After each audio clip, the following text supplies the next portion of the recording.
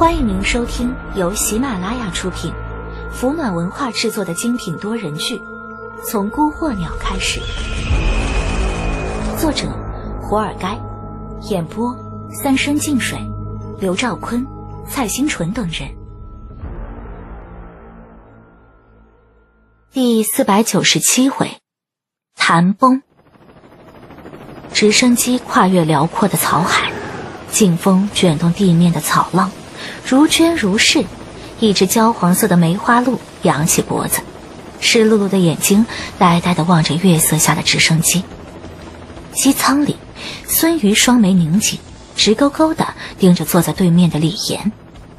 因为衣服在激斗中被打烂，这个男人披了一件三眼环球的工作外套，内里的烂衬衫被血染成暗红色。他正侧脸俯视着流云和大地，舱门缝隙的气流不时把他的头发吹得向上摆动。蓦地，李岩察觉了孙瑜的目光，回头望向他。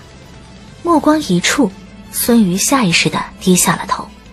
但很快，孙瑜察觉自己气短，他有些恼怒地抬头，才发现李岩早就别过脸，继续欣赏地上的景色。刀削一般的五官沉静中带着几分慵倦。孙瑜暗自咬了咬牙，完全看不出来，这个男人才经历过一场后果完全不对等的激烈厮杀，更面对着一个他自知无力抵抗的庞然组织的审视和觊觎。他身上的压迫感和气度与生俱来，就像是……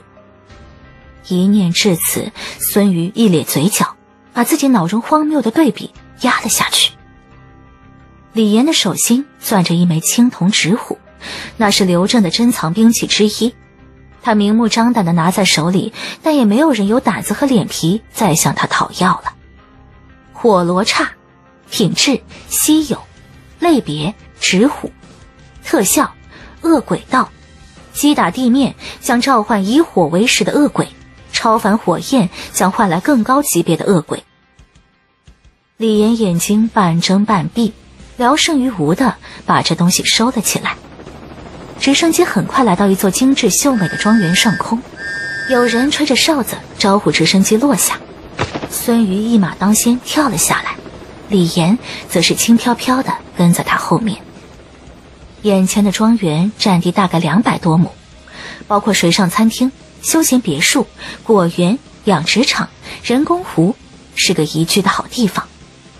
但牵扯到三眼环球这样的庞然大物，又是给曹瞻这样的人暂住，这样的地方也算不上奢侈。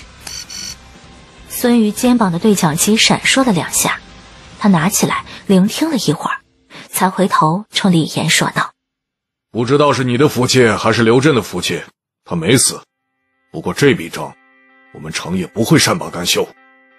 李岩听了孙瑜的话也不在意，只是笑道：哼，不给我介绍一下吗？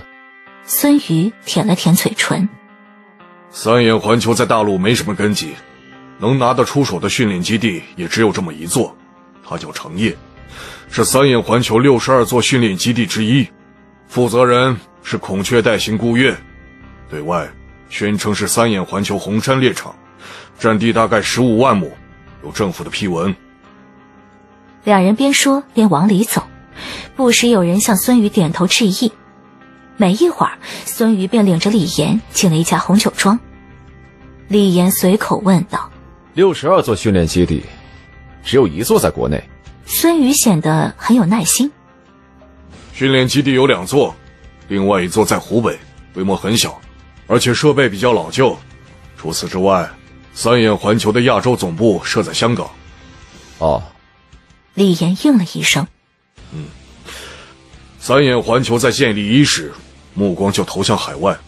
本来三眼的前身就是一些海外华人财团的联合体，在国内的训练基地少是正常的。实际上，程业基地的创立也只是这几年的事。两人说着话，孙瑜突然停下脚步。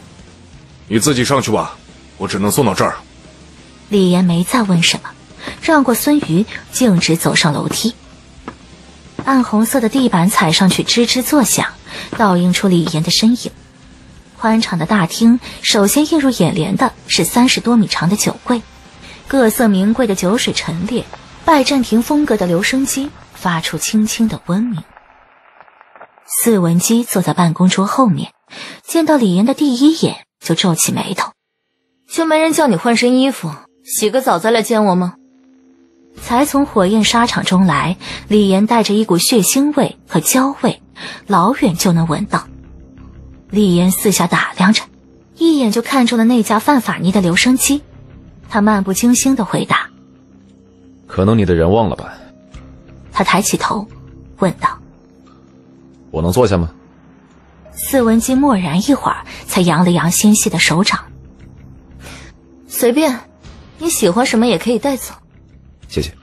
李岩礼貌地点头，从酒柜上拿起一瓶通红色、黄色纸皮上写着1946的洋酒，撕开屏风和木塞，倒进旁边的玻璃杯里，从冰桶中捞出2块冰块。李岩示意四文姬来一杯，四文姬摇了摇头。李岩不再客气，把酒一饮而尽。你是不是见过一个叫杨三井的老头子？见过，我还从他那学了剑术。啊，对了，他已经死了。李岩的语气浑不在意。四文姬明显攥了攥拳头，有些情绪波动，但很快就平息下来，故作平淡地问：只是录像里那种水平吗？李岩又拿起一瓶看不出价格但一定很贵的酒，头也不抬地回答：不然呢？100%的剑术专精。李岩兀自倒着酒，没有承认，也没有否认。龙虎气，天师道，一颗序列在20开外的果实，能自由出入阎浮的山林，哪怕是太岁、三眼环球都可以睁一只眼闭一只眼，唯独杨三井。酒液溢出了玻璃杯，李岩听到这儿眯了眯眼。杨三井的剑术专精至少在130%以上，你根本不明白那是什么概念，你也根本不明白你糟蹋了什么东西。毫无疑问，四文姬是一个极其漂亮且盛气凌人的女人，她的嗓音中带着一股奇特的磁性，让人忍不住沉醉其中。但她话里的内容实在不那么友善，甚至充满了令人不快的傲慢。本来我是想叫其他人来取这老头子的专精的，没想到叫你捷足先登，倒也省了我的力气。这样吧，你办一份三眼环球的入职手续，叫阎浮公证一份契约，你为三眼环球工作20年，我不会亏待你，留在长夜享受核心预备役待遇，归顾月管理。期间一切行动和强化听公司安排，我会知会研招会上的其他人，不再计较你在林丁营24的座位，但如果违约的话，要赔偿三眼环球100万阎浮点数。李岩正牛饮着酒水，突然大声咳嗽起来，四文姬这才把目光转移到他的身上。良久，李岩擦了擦嘴角，拿一种极为奇特的眼光盯着四文姬。我也有几个问题想问四老板。想问什么直接说吧，三眼环球的待遇问题吗？四文姬说得很轻快。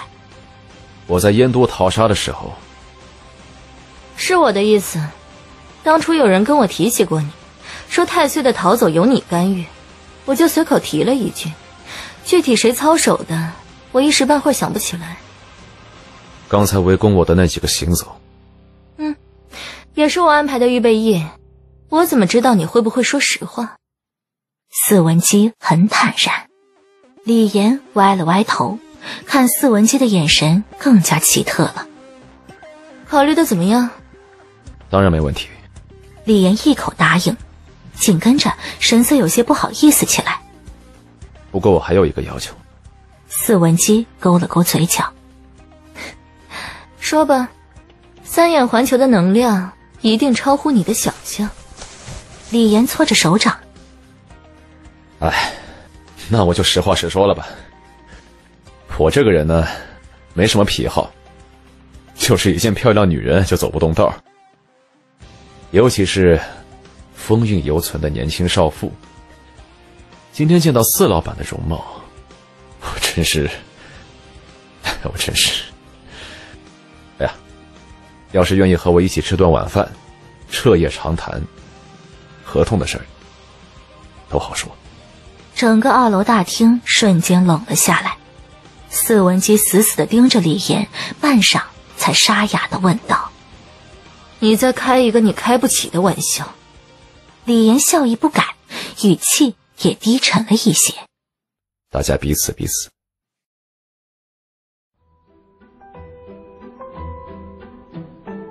您刚才收听到的是由喜马拉雅出品，福暖文化制作的精品多人剧《从孤惑鸟开始》，作者胡尔该，演播三生净水、刘兆坤、蔡新纯等人。